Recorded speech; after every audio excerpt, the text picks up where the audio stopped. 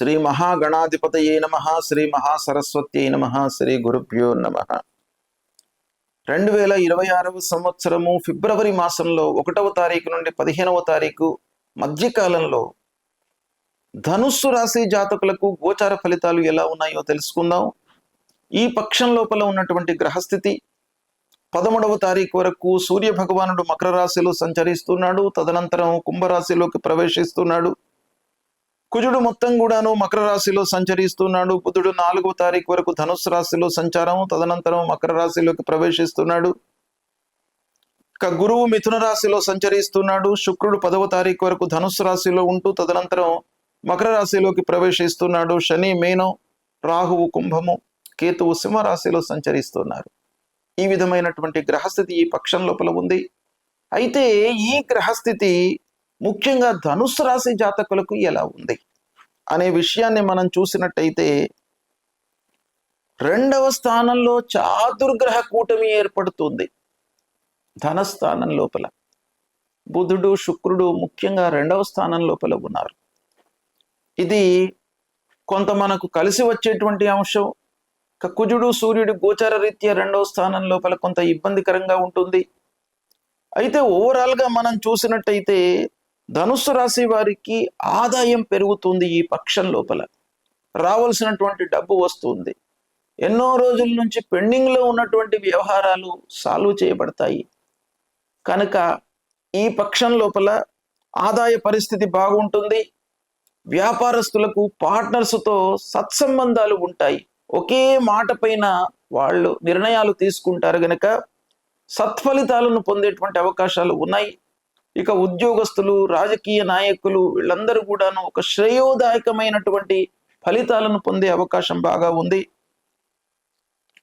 ఇకపోతే ధనుస్సు రాశి వారికి ముఖ్యంగా ఏంటంటే అర్ధాష్టమ స్థానంలో శనీశ్వరుడి యొక్క సంచారం. ఇది కొంత ఇబ్బందిని కలిగించేటువంటి విషయం. కనుక మీరు ఇంటి లోపల అనవసరమైనటువంటి వ్యవహారాలను ముందుకు తీసుకువస్తూ వాటి గురించి రిపీటెడ్గా చర్చించడం మూలకంగా మీరు ఇబ్బందుల పాలవుతారు. కనుక ఎంతవరకు మనకు అవసరమో అంతవరకే చర్చించండి.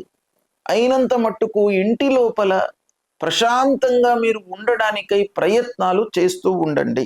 అది మీకు బాగా కలిసి వస్తుంది. అయితే ధైర్య సాహసాలతో మట్టుకు మీరు నిర్ణయాలు తీసుకుంటారు. ధార్మికత అనేటువంటిది బాగా వృద్ధి చెందుతుంది. ఈ పక్షం లోపల భక్తి భావనలు పెరుగుతాయి.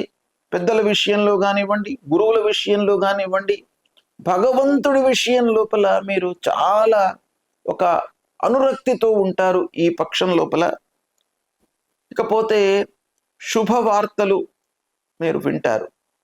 అంటే పిల్లల యొక్క పెళ్లి నిశ్చయం కావడము, సంతానం కొరకు ఎదురు చూస్తున్నటువంటి వారికి సంతానం కలగడము, ఉద్యోగ ప్రయత్నంలో ఉన్నటువంటి వారికి ఉద్యోగం లభించడము, విద్యార్థులకు మంచి శ్రేణి లోపల వాళ్ళు ఉత్తీర్ణతను పొందడము అనేటువంటిది ఈ పక్షంలో కలిగే అవకాశాలు బాగా ఉన్నాయి.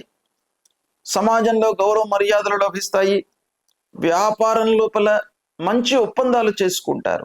లావాదేవీలు మీకు సంతృప్తికరంగా కొనసాగుతాయి. శ్రేయోదాయకమైనటువంటి ఫలితాలను పొందుతారు. పెద్దల యొక్క సహాయ సహకారాలు లభిస్తాయి. ఆరోగ్యం నిలకడగా ఉంటుంది. విదేశీ ప్రయాణ సూచన కనబడుతుంది. అందరితో కూడాను సంబంధ బాంధవ్యాలు మెరుగుపడతాయి. సంతానం విషయంలో శుభ ఫలితాలు ఉన్నాయి. వివాహ ప్రయత్నాలు కలిసి వస్తాయి. కనుక మీరు కూడాను కొంత ఎఫర్ట్స్ పెట్టినట్టయితే పిల్లల విషయం లోపల మంచి సంబంధాలను మీరు కుదుర్చుకునేటువంటి అవకాశాలు బాగా కనబడుతున్నాయి. కాబట్టి ఓవరాల్గా అదృష్టం కలిసి వస్తుంది. ఒక పక్కన శనీశ్వరుడి యొక్క ప్రతికూలత కొంత ఉన్నప్పటికీ మిగతా గ్రహాల యొక్క అనుకూలత ఉంది కాబట్టి మీరు సత్ఫలితాలను పొందుతారు. అయితే గురువారం రోజున దత్తాత్రేయ స్వామిని కొలవండి. గురువుకు సంబంధించినటువంటి మూల మంత్రాన్ని ప్రతినిత్యం చదువుకోండి. తల్లిదండ్రులను సేవించండి. తప్పకుండా మీకు ఇంకా ద్విగుణీకృతమైనటువంటి మంచి ఫలితాలు ఈ పక్షం లోపల కలిగే అవకాశాలు ఉన్నాయి. సద్వినియోగపరచుకోండి. శుభం.